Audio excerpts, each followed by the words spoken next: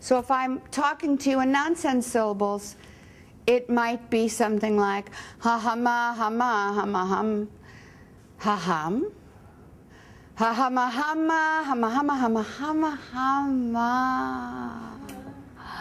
That's a monologue, right? That's a monologue. I don't have to know what I'm talking about. And like in the conversations yesterday, I might find out that I do know what I'm talking about. Don't forget the silence. Don't forget the silence. But don't freeze for the silence. Stay alive. Breathing, responding. There's so much to respond to. There's nothing to make up. There's nothing to make happen. And you're busy with all these other tasks. And the only problem with it is it's very revealing.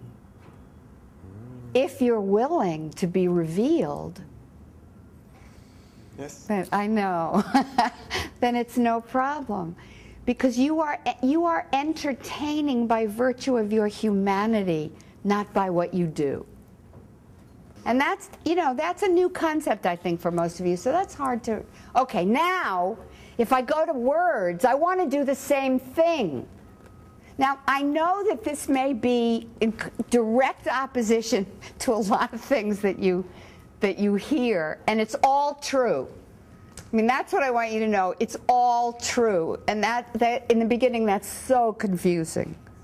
But I'm only teaching this, you know the story about looking at the elephant and the blind men and the elephant, and they all when somebody says, what's an elephant like, and they can't see the elephant, so somebody goes up and feels it, and somebody describes a trunk, and that's an elephant, and somebody describes a leg, and that's an elephant, and somebody describes, it's like a wall, like the side of the elephant. So nothing is the whole story. The elephant is the whole story.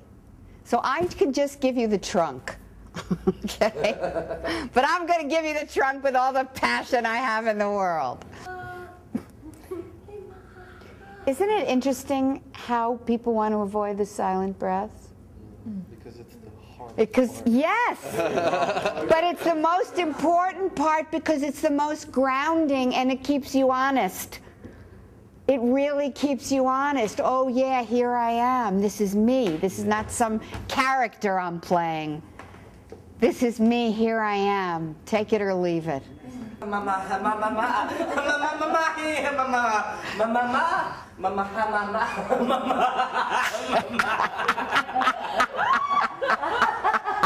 It's like you come into the world with this perfect emotional instrument.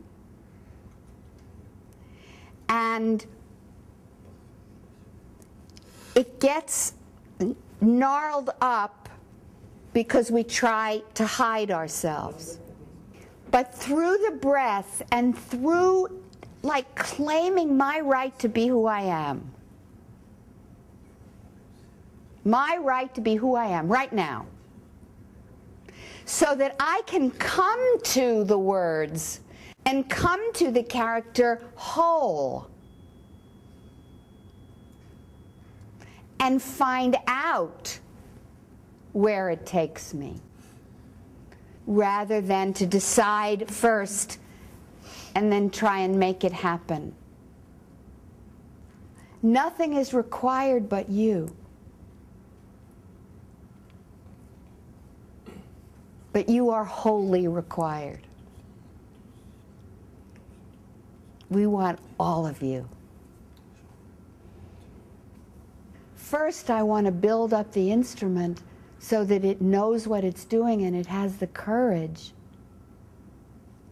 to breathe itself and keep those moments alive. The only thing that's different is what's in my heart and the audience.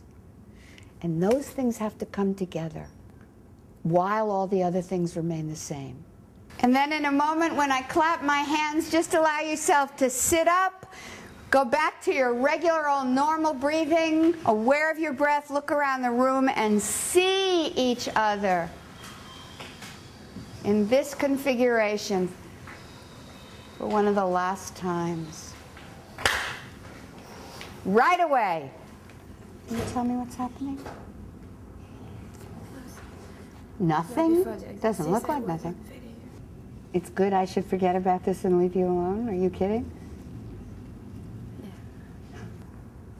Sometimes when the breath is a certain way for a long time because of just your habit of life, and it breaks that habit, and life just comes pouring in, it feels almost more than one can bear. It's almost like all the feelings of the world are right there, and it's too much. And because it doesn't have a reason, doesn't mean that you don't deserve to feel it. Feelings are not reasonable.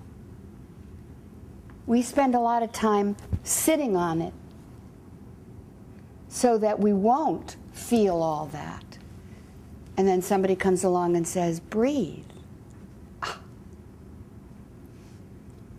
Okay? I also just want to throw in right now that first hour that we spent together on Wednesday, when that explosion of joy happened in the room, is only the mirror image of this. And the only difference is this might feel more scary because it's less pleasant feelings, but it's just as human and just as important for the fullness of you as an actor, much less a human being. So it's very important then that we learn to stay with what's happening. All you need is an inhalation. You're here. Look at that person is totally present right now. You don't have to get more present. Listen to the traffic. It sounds like a river. I love rivers. Listen, it sounds like a what? Like It's a river. like a what? Like a river. Oh, it sounds like a river. Wow. What else? I don't know what I'm saying. Yes, you do. It's great. It's great. I tried to build a dam once in a river. It was just a little river. I put a whole bunch of rocks and sticks and shit in that river. Couldn't get it. Change the chain. You're doing great. Just change it. Go. Tell me about the rocks. Then one day I stopped it. I dammed it up, just a little trickle coming out, and the big pool started to form. I was really proud. I had to stop the river. It was crazy. It was so much fun. Yes, because what I really want to teach you is to play with me. Okay. Right? But the rules of the game are speak from the breath. Yeah. Right? But that's not the passion. That's not the acting. That's the road the car drives on. If my breath opens because I do an exercise, it's not personal. It doesn't mean anything happened to me. It means I'm getting myself ready to be Medea, for God's sake. Right?